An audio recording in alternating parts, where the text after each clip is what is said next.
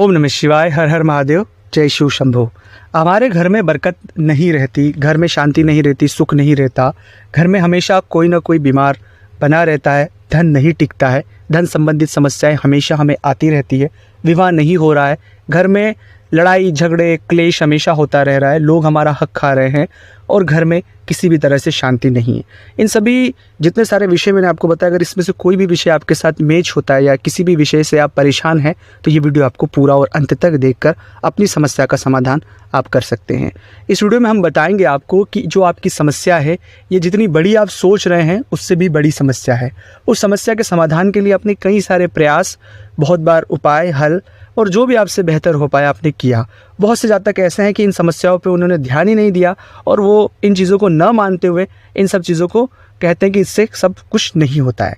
लेकिन आज हम आपको बताएंगे कि इन सब चीज़ों का क्या प्रभाव है, किस तरह से हमें इनसे बाहर निकलना है और इसके पीछे मूल रीज़न क्या है कि हम इतनी सारी बाधा और इतनी परेशानियों में फंसे हुए हैं। अब बहुत से जातक ऐसे हैं जो आर्थिक तौर पर बहुत सी तकलीफ़ें झेल रहे हैं। पैसे आते हैं लेकिन रुकते नहीं हैं, लेकिन धन किसी को दिया वो वापस नहीं लौट आता। जो काम हमने किया वो पैसे नहीं हमें मिल रहे हैं।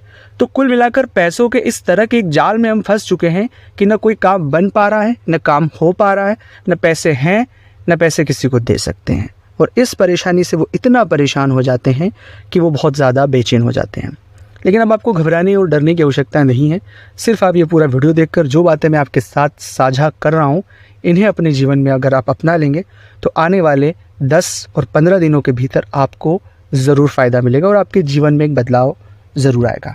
इस पूरे जानकारी को साझा मैं आगे करूं उससे पहले यह बात आप समझ ले कि जब कभी भी कोई व्यक्ति बहुत परेशानी और बाधाओं से गुजरता है तो वो बहुत नेगेटिव हो जाता है। और एक स्वाभाविक तौर पर बात है कि कोई भी व्यक्ति हो, नेगेटिव तो होगा ही सही, क्योंकि सब चीज़ें ख़राब चल रही है तो दिमाग भी ख़राब ही होगा कि कैसे होगा, क्या होगा, और बहुत बेचैन हो जाएगा।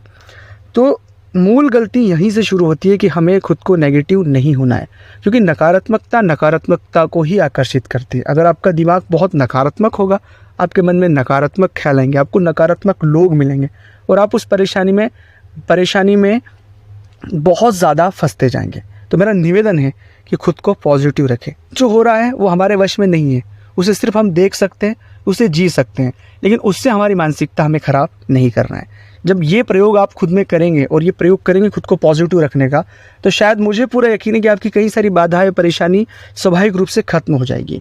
अब ये बात मैं इसलिए कह रहा हूँ क्योंकि यह सब चीज़ें राहु से जुड़ी हुई है। एक व्यक्ति का जितना नकारात्मक होना है, उसका राहु उससे ये बता सकता है कि इस व्यक्ति का राहु कितना ख़राब है, जिस वजह से इसकी मेंटल स्टेटस कितना नेगेटिव हो रहा है। और राहु एक छाया ग्रह है, उसका स्वभाव ही इस तरह का है कि एक व्यक्ति के जीवन में इस तरह का डर भय भर दिया जाए कि वो उसे सच लगे जो सच नहीं है और बस उसी बाधा में वो फंसता रहे।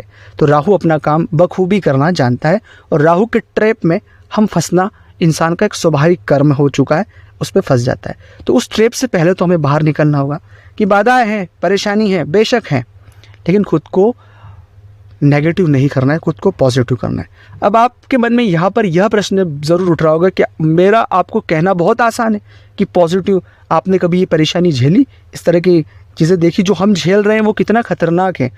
आप खुद के प्रति सिंपैथाइज हैं, आप खुद के प्रति दया ज़रूर कर रहे हैं, लेकिन आप अपने प्रति जो दया कर रहे हैं इस दया को पॉजिटिव वे में करें। ये दया नेगेटिव वे में है।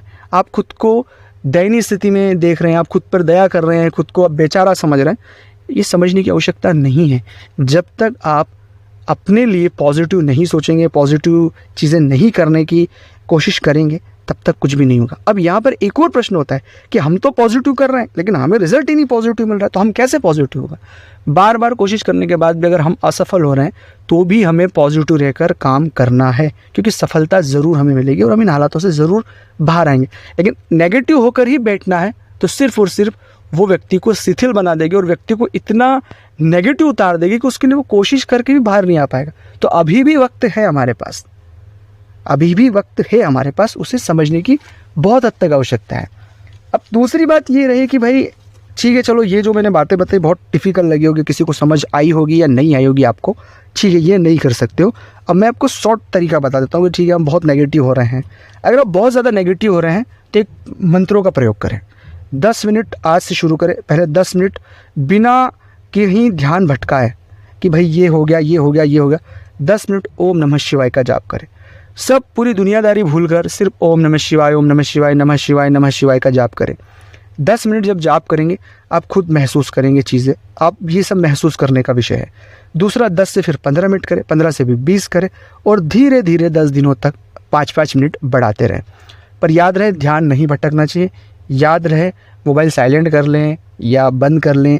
ऐसा जगह, ऐसा लोकेशन रहे जहाँ पर शांति से बैठकर आप मंत्र जप कर सकें, जहाँ आप खुद में खुद रहें और मंत्रों पर आपका फोकस हो। न कि ऐसा हो कि मंत्र जप तो कर रहे हैं लेकिन ध्यान कहीं और है। ऐसे में सफल नहीं होने वाले और इसमें कोई फ़ायदा नहीं मिलने वाला है। मैं पहले ये बात क्लियर कर दूं। तीसरा जो प्रयोग मूल रूप से है कि इस तरह की जितनी सारी परेशानियां हैं तो एक बार अपनी कुंडली का विश्लेषण जरूर कराएं। अगर आप ये बाधाओं से बहुत दिनों से परेशान हैं, अपने घर की तमाम परेशानियों से, तो एक बार अपनी कुंडली का विश्लेषण जरूर आप करवाएं, अच्छी ज्योतिषी से करवाएं, जिसमें अपनी जन्म तारीख, जन्म समय, जन्म स्थान बताकर जो भी प्रश्न हो आप जान सकते हैं। अगर आप हमसे करवाना चाहते हैं तो स्क्रीन पर नंबर चल रहे हैं, आप आए, व्हाट्सएप पर अपॉइंटमेंट लेकर ज़रूर बात करें। शायद जो हमसे आपकी मदद हो पाएगी ज़रूर करेंगे। इंडिविजुअल आइडेंटिटी, जो हर एक व्यक्ति की कुंडली अलग अलग होती है। चौथी बात है कि हमारे घर में, अब आई बात घर की नकारात्मकता में कैसे बाहर करना है। सबसे पहले हमारे घर में साफ़ सफाई हमें रखना है। आमतौर पर सभी रखते हैं, जो नहीं रखते हैं उन्हें रखना चाहिए। दूसरा है घर में जितने सारे बंद पड़े सामान है, कबाड़ है, अनुपयोगी चीज़ें, उन्हें जितनी जल्दी हो सके उतनी जल्दी घर से बाहर कर देना है। जंक लगी चीज़ें घर में नहीं होना चाहिए। तीसरा है हमारे घर में अमावस्या या पूर्णिमा के दिन भगवान सत्यनारायण की कथा का वाचन करें, स्वयं करें। नहीं सत्यनारायण भगवान की कथा का वाचन कर सके तो गीता के 18 अध्याय में से 11वां अध्याय, 7वां अध्याय, कोई सा भी एक अध्याय ज़रूर आपको अमावस्या और पूर्णिमा पढ़ना है। अगर आप रोज़ पढ़ सकते हैं तो बहुत ही अच्छी बात है। अगला जो प्रयोग है कि हमारे मुख्य दरवाजे पर अपोजिट साइड और पॉजिटिव साइड, मतलब दोनों, उधर की साइड भी और इधर की साइड गणेश जी की एक प्रतिमा लगाएं। प्रतिमा नहीं तो एक गणेश जी का स्टिकर जो आप लगा सकते हैं दोनों साइड में। जहाँ पर पीछे लगा है वहीं आगे लगेगा, क्योंकि भगवान गणेश जी के पीठ के पीछे दरिद्रता का वास होता है, तो इसलिए दोनों मुख्य दरवाजे पर गणेश जी के आगे और पीछे दोनों जगह पर गणेश जी ज़रूर लगवाएं। अगला मूल बात है कि हमारे घर में हमें मौन व्रत खुद को रखने की आवश्यकता है। घर में चीज़ों को समझने की आवश्यकता है और बहुत से ज़्यादा किसी चीज़ को स्वीकार नहीं कर रहे। जो भी घटनाएं चल रही, तो जो भी चीज़ें लाइफ में चल रही हैं उन्हें स्वीकार करें, बड़ा दिल दिखाएं, माफ़ भी करें और स्वीकार भी करें, दोनों करके आगे बढ़ने की कोशिश करें। अगर स्वीकार नहीं करेंगे तो वो जो नेगेटिविटी आपको खा जाएगी, आप माफ़ नहीं करेंगे तो वो रिग्रेट, वो परेशानी हमें ही परेशान कर जाएगी और चीज़ें लाइफ में ख़राब होती रहेगी। तो मेरा निवेदन है कि आप स्वीकार कर ले, जो भी चीज़ें घटित हुई है, जो भी चीज़ें लाइफ में डिस्टर्बिंग हमें लगती है, उसे स्वीकार कर ले और आगे बढ़े। वही आपके लिए एक मूल हल है। और दूसरा है कि अगर कोई व्यक्ति ने कुछ गलती की है जो आपके परिवार का है या आपकी फैमिली का है, कोई भी हो, उसे माफ़ करे और आगे बढ़े। ये 2 प्रयोग इस तरह के प्रयोग है कि इन दोनों से आप अपनी लाइफ में एक शांति की तरफ जाएंगे और अपने जीवन में एक सकारात्मक बदलाव की तरफ जाएंगे। इसके अलावा दोस्तों अतिरिक्त चीज़ें यह है कि हमेशा अपने घर पर रोज़ अगर कर पाए तो भगवान सत्यनारायण, रोज़ अगर कर पाए तो गीता का वाचन करें, हनुमान चालीसा, बजरंग बाण नियमित रूप से पढ़ें। और याद रहे कि ये जितने सारे प्रयोग आप कर रहे हैं निस्वार्थ भाव से करें। भगवान से हमें कुछ नहीं चाहिए, बस हम निस्वार्थ भाव से ईश्वर का जप करें, ईश्वर का नाम ले, ध्यान करें। वो बहुत कृपालु है और अपनी तरफ से वो सब चीज़ें, आपकी जो भी बाधा है, आपके बिना बोले उन बाधाओं को वो ख़त्म कर देगा। हम जो मांगेंगे वो कम है, लेकिन वो जो देगा वो बहुत ज़्यादा देगा। तो ये बात हमेशा याद रखें कि बहुत से ज़्यादा ये भी प्रश्न करते हैं, हम तो बहुत सालों से ये कर रहे हैं, हमारा तो ये काम नहीं हुआ, हमारा तो मूल रूप से उनका विचार ही यहाँ पर समझ आ जाता है कि उन्हें वो करने से कुछ न कुछ चाहिए, वो कुछ न कुछ चाहिए। तो जहाँ पर भी चाहिए वाली चीज़ होगी आपकी, वहाँ पर ईश्वर, मुझे नहीं लगता है, मेरा निजी अनुभव है कि मुझे कुछ नहीं चाहिए, ईश्वर की कृपा चाहिए, उसमें सब निहित है। तो वो भाव जब आपका होगा तो आपकी लाइफ में बहुत बड़े बदलाव देखने को मिलेगा और आप सोच भी नहीं सकते आपकी लाइफ में कितनी सारी चीज़ें बदल जाएगी।